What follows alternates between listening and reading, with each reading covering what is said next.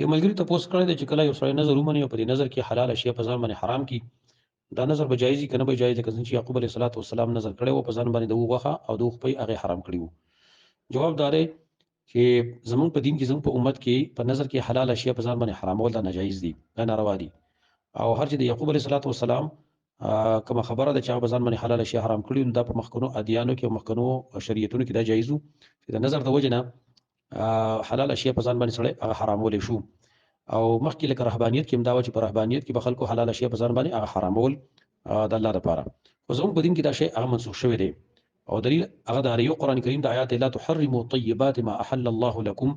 تاسو ما حراموي حلال خوراکونه چې الله تاسو لپاره حلال کړی دي دا حکم عام دی کله په طریقه د نظر سره وي کله په طریقه د اعتقاد سره وي او کله په بل طریقه سره وي نو دا ټول منع دي دویم دلیل هغه دی چې کله د آیت نازل شوه لا یؤاخذکم الله باللغو فی ایمانکم نو او اصل کې دا مخکې چې کله نازل شوه تحرم طیبات ما حل الله لكم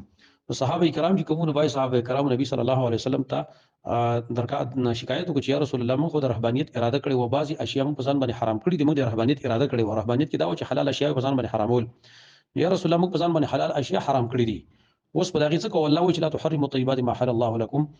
نو بیا الله هدایت نازل کړه یؤاخذکم الله باللغو فی ایمانکم ولکن یؤاخذکم بما عقدتم الايمان فكفارته اطعام 10 مساکین من اوسط ما تطعمون اهلیکم نو دا آیات نازل شو چې لہذا دغه کفاره تاسو ورکړي دا آیات نن معلومیږي چې لہذا زموږ په دین کې په نظر کې ام حلال اشیاء په ځان باندې حرامول دا پکار نه دي در مخکرو ادیانو دغه خصوصیتو دی ملګری ته پوښتنه کړی دی چې ژوندې زناور په ټول باندې غسل څنګه دي جواب دار چې در دوړو جانبونو اتفاق دی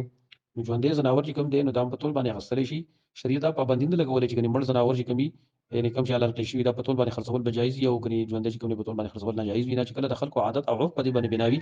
نو ژوندې زناور چې کوم دی هغه په ټول باندې سره خرڅول شي لکه خلک دا چرګان مرګان په ټول باندې خرڅي چې څو پورې پای کې پراړه دوکه نه ورکو پراړه دوکه پکې ونه بنا رواري دی ملګری ته پوښتنه کړې ده چې په اسبانه په خوب کې سفر کول څنګه دی جواب دار چې په اسبانه په خوب کې سفر کول د ایمان سره سفر کول دي دا سره مؤمنی او دا په ایمان باندې بکلک وي په ایمان باندې به دا مضبوط وي دی ملګری ته پوښتنه کړې ده چې ما قسم وکړ چې نن بعد به سیګریټ نسکم بیا په یو موقع سیګریټ وسکو نو اوس په کفاره څومره وي جواب دار لاول خبره خو هغه دار چې سیګریټ اسکل دا ګناه د خپل ځان ضرر ورکول دي حرام شی نه او دا نقصان دی لہذا کوم شی چې هغه انسان ضرر ورکوي دغه ارتکاب دی کول د ناروا دي دا حرام کار دی دا خدا مکوا او دوی خبردار چې قسم دی بات کړی دای کفاره د کفاره لس مسکینان ته خوراک ورکول دي لس مسکینان ته خوراک ورکې د یو ټیم او کچرته دغه وس نه رسیږي نبی ابو درې روزي نشي دای په ځبانه